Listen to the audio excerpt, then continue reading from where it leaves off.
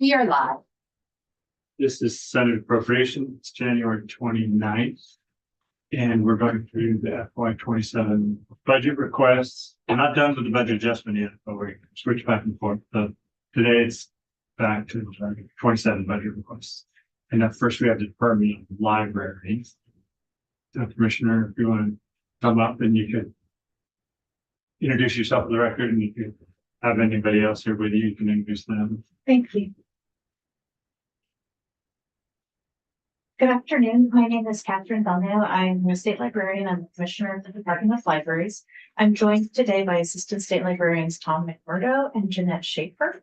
And we're also joined by colleagues from the Agency of Administration's Financial Services Division who make our budget and us look good. Yeah. Holly Barant is here, and also Carly Allman. And I'm here today to provide you with information about the Department of Libraries fiscal 27 budget and to answer any questions that you might have about it. Just some information about the department before I take your questions to share what's going on and how we do it. We operate within the Agency of Administration. Our offices are currently located at 60 Washington Street in Barrie. We lease space there from the Vermont Historical Society. We have a team of 18 permanent staff members and 2 limited service staff members who are focused. The 2 limited service staff members are focused on 2 capital grant programs with one-time federal funding. We have physical collections at the Department of Libraries, State Library, and Able Libraries. The State Library collection primarily includes Vermontiana, or the fun, unusual, and strange things about our state. That word. I know I had to learn how to pronounce it when I became a state librarian, but the collection, the state library has a long history. We're actually in, I think, our bicentennial year this year. So we have a lot of materials going back related to legislative history, state history, the history of the state. If you are interested in the occult movement from Vermont's past, we've got some collections for you. Is that all in your building? That is, yeah, we have closed stacks, and if somebody wants to use our collections or has a reference question for us, then we retrieve those materials for them and open them to the space to use the materials. So we also have a limited repository of federal documents, and we have a growing public policy collection and a library science collection and a children's materials collection. We also have the Able Library, which is a collection of resources and services to meet the needs of Vermonters who have visual and brain disabilities. And we also provide materials for the correctional facilities and these other state institutions. In addition to physical materials, we have collections of electronic resources, including the Vermont on-library databases, the Udemy learning platform, and the Peterson's Career and Test Prep learning platform, and the Panels Project app, which has ebooks and e-audiobooks. And we provide access to all of those resources through our reference services of the department, through interlibrary loan, and by direct access to people who make appointments at the state library. And the Able Library provides the bulk of its materials through the United States Postal Service. And that's a free matter for the line method of conveying those print materials and the audio cassettes. In addition to the resources that we have in the state library, the department's also responsible for providing access to a law library. We do that through an annual grant to the Vermont Law Graduate School and their Community Legal Information Center. If this old state law library, all that material get moved to the law school? I was not here at the time that the change in the location took place, but I believe that the law school library had many of those materials. So some of the things that the department had were duplicative. But the great thing about the situation we have now is that they have trained law librarians who have both a JD and a master's in library science, and Vermonters can access those services well more than the 40 hours a week that we ask them to be available. So people can go there and they can, at the law library at Vermont Law Graduate School, they can use a certain area that's designated for them and then get reference help and direct access to the physical collection. Designated for the public. Mm-hmm. Yeah. You have to go to there's not like an online, you have to go to Suffolk. No, you don't have to, go in person. You could also email them, and they do a lot of reference services for the law library through email, and by telephone. And they actually do support folks who are in the correctional system as well. Right. And they are branching out, kind of in an additive way. This isn't something that we have granted with them to do, but we have begun working with public libraries to make some of the materials accessible at public libraries. So some of the online resources that they have. So they are very active and do some continuing education for library professionals through the department. And we're really trying to promote use of that service because it's a great resource for everyone.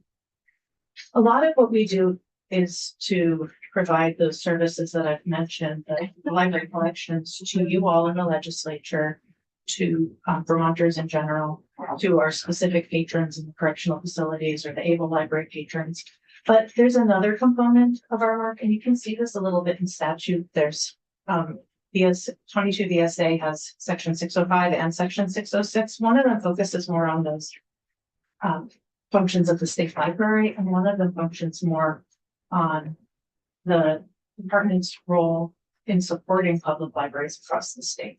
So that work we primarily do by offering workforce development to people in Vermont who wish to enter the library profession or who are already in the library profession but lack formal training. So we have a really robust calendar of continuing education for library staff in public libraries. We also provide consultation services. So if people run into a problem they can't resolve at their local library or the board has questions, they come to us. Something folks are sometimes surprised to hear is that every public library board in the state has at least 5 members. So if you think about 186 public libraries, 5 trustees at least per library, you realize this is a really big cohort of over 900 folks who are all pulling together to support public library service in the state. We also administer federal and state funds that support public libraries. So the Institute of Museum and Library Services federal funding is one of the programs that we administer, bringing those federal dollars to support public library service and all library service in the state. And we grant funds to public libraries in support of summer reading programs for youth and also in support of the interlibrary loan programs. And if you turn to page 4 of our budget book, you'll see that the department's work is primarily funded by a combination of general funds and federal funds. The general fund appropriation in this year's recommended budget from the governor would make up 63% of the department's budget next year. And the department is hopeful that it will receive roughly $1.24 million from the Federal Institute of Museum and Library Services grants to state program. And that ongoing annual federal award comprises nearly a third of our regular operating expenses. But is the IDTF portion that small, 3%? Let me look at that. By chairman? I believe that those are the interdepartmental transfers. I didn't touch on this, but one way that we provide access for you all and for departments within the state and agencies within the state to law resources.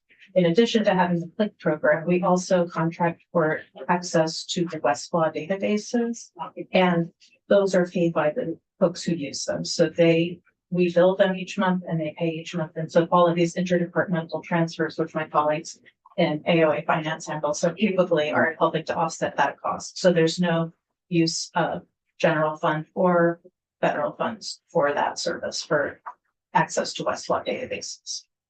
However, you use Westlaw, not Lexis. Because the state house uses the other one, so I don't want It's a little bit complicated, actually, and I'm not sure why there are 2 separate. I'm not sure the history of it, but I do know that when I came into my position, the state librarian signs a contract and we put it out to bid. And so through that process, we chose Westlaw for that service. The LexisNexis service is also tangentially related to the Department of Libraries because we distribute the materials, the green books that are printed by LexisNexis, for example. We distribute those to the executive branch.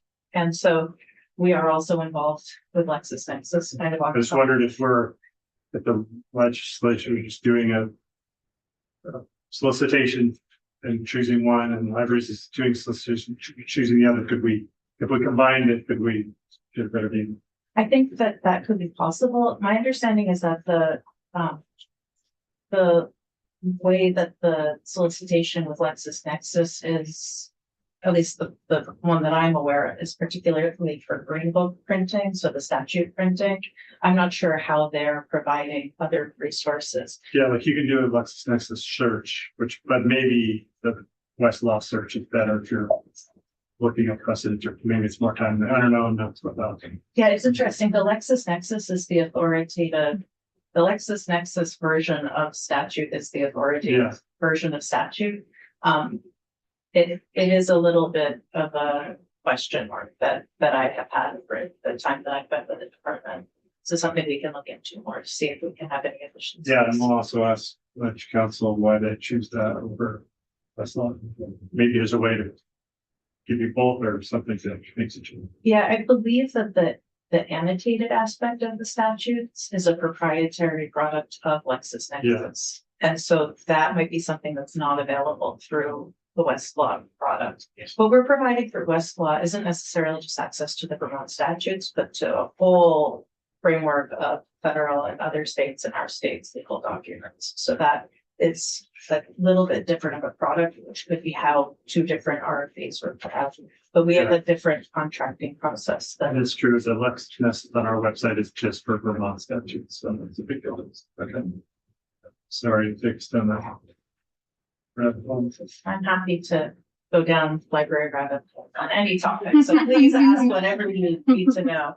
I understand that this year the legislature asked for some slightly different materials in our budgets to help you evaluate the budgets. So I just want to call your attention to a couple of things. The ARPA Capital Projects Fund report for our department is on page 14. We're administering 14 grants to public libraries in Vermont that are funded through ARPA Treasury dollars.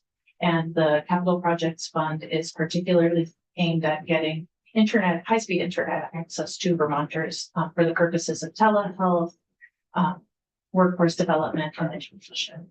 And those projects should complete as scheduled by the end of this current calendar year. And you might have seen one of our libraries literally on the move this year. The Johnson Public Library moved from one location to another to get out of the flood plain. And it was quite an exciting thing for the community. On a rainy morning, and there were hundreds of folks out to see the library very slowly. It's not rainy morning, it was rainy middle of the night. It was middle of the night when it started, but I joined them because it was going on for hours. I've got pictures if you want. Did you go? It's just Yes, my district. Yeah, it was really wonderful to see so many people out and to see the community celebrate the move. And the new library's location is right next to the community pizza oven, so we're all looking forward to when they open, and there's a big party for that. So that's on page 14 with the amounts of funding that each of the subrecipients received and what they're working on right now. 2 of the projects have completed. That's the project in Brandon and the project in Hardwick, the Judith Library. Those 2 libraries have completed their work. and this is ARPA dollars. We have to finish by the Has to finish by December. December 31st of this year. And on your total, the 3.9 million, did you land within the governor's 3%? It'd be helpful on these pie charts if we had the prior fiscal year, so you have some comparisons. Yeah, I think You know, what's your percentage increase? Well, yeah, we can see that, I believe, on page 17. I was looking through your spreadsheet, so I didn't see it. Let's see. 17 doesn't have a percentage. Yeah, I didn't know. Oh, well, that's a big building. Well, so let's see, I think page 23 may be helpful. The major budget object comparison, this is another one of the new documents. It shows the general fund percentage change.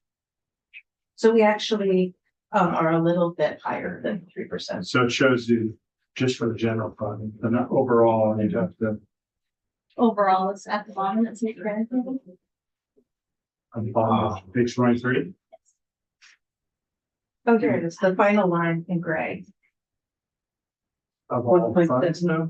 That's a subtotal of, You have a subtotal in gray of each fund. Grand total all funds, 1.7%. I don't see it. it's, So last. Oh, I see, it's a second. Great, yeah, okay. Great, thank you. I do want to mention one thing with the federal funds that you see in the fifth box there. You'll notice that there's, subtotal that there's a decrease. Some of that was truing up the actual number so that our budget matches the specific amount that we anticipate from our federal funding. In some past years, it's been a little bit higher. And, that was just kind of an estimate, and this is more trued up. So the amount that you're seeing the federal funding, the 1.24 million is consistent with what we are very hopeful that we will get from the IMLS grants to states program. And you haven't had trouble that others have had with federal funds being delayed or withdrawn or? Oh, we've had troubles. Okay. I was gonna be surprised if you said. Yeah, we have had an interesting, probably 13 months now, 12 months now. There was an executive order about eliminating the Institute of Museum and Library Services. Then there was the laying off of many of the staff to support that program. Then there was a lawsuit that Vermont participated in because there are statutory obligations that IMLS has. The grants to states program is one of the statutory obligations. Vermont and the other states won that lawsuit, but now it's open to appeal. We have many fewer colleagues at the Institute of Museum and Library Services, but we're still proceeding on with our work. We just submitted a couple of days early. Jeanette Schaefer, one of our assistant state librarians, submitted our annual report for 2024.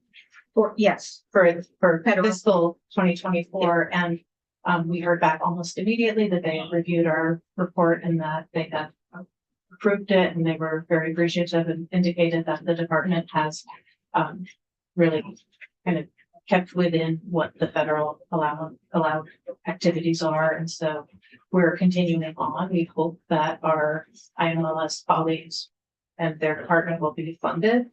That particular entity within the federal government their funding is in the Labor Health Human Services Act, which is part of that kind of bundle of bills that I heard on the radio on the way over didn't pass, but I'm not sure what's going to happen. So they've been shut down, and we've kind of waited to draw money until after they reopened. If they get shut down again, we'll wait again and draw down after they reopen. But we've changed our procedures a little bit. We draw more frequently, but we continue to operate until something definitive happens, which we hope it won't. So, Or if it's definitive in a good way.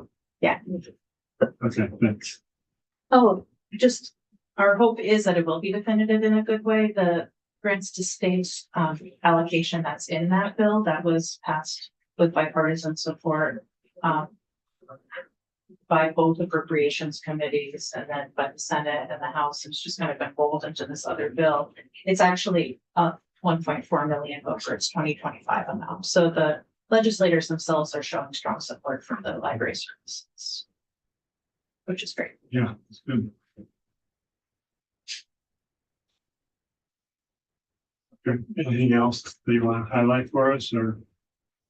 I am just appreciative of you all for the attention to any of these units about libraries. I know that you had some new pieces, and if new elements in our budget that you wanted us to call out. If you have questions about any of the documents, any further questions, I'm happy to answer them. Did we ask you to do this color coding, or is this your idea? Which page? Page 8. Are you like? Oh, that's my own special thing. Let me talk Okay. to you about that. Seems like a may have library. noticed Nothing a that line. librarian would do. Oh, it's totally a librarian thing, because when we were faced with I'm really glad you asked about this, and that my color coding was not for nothing. So, when we try to explain our budget to people, they get very confused because we're using a combination of general and federal funds for almost everything that we do. And a lot of the things that our small team of consultants are doing, their salary is paying for work in a lot of different areas. When we had word that we might not have federal funding, we understandably became very concerned because that's a third of our budget. It could mean a third of our services, a third of our staff, and we have a lot of statutory responsibilities.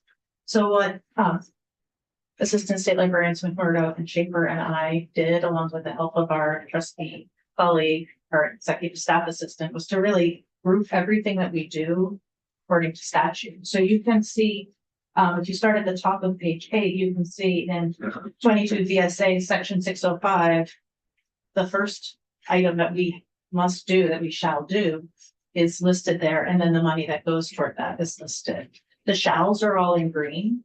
And you see, you can just keep flipping and it's like a sea of green. And the mays are the things in blue, which we already don't have a lot of money to spend on the May activity.